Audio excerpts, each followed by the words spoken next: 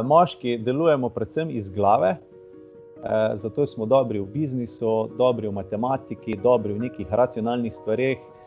Ženske imate pa 6-krat močnejšo intuicijo kot moški, 6-krat močnejši ta bolj čutni del.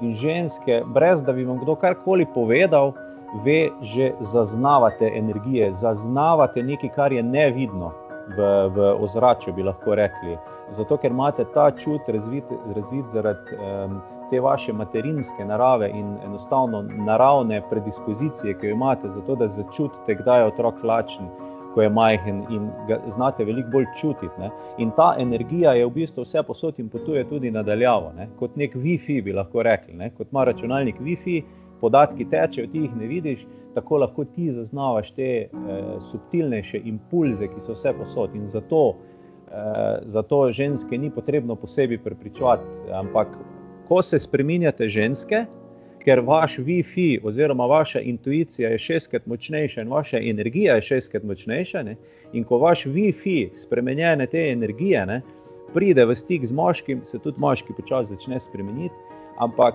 na teh bolj subtilnih nivojih, ker naenkrat se nekaj zgodi, ne. Zato se mi zdi vloga žensk zelo, zelo pomembna, ker spreminjate svet na ta subtilen način.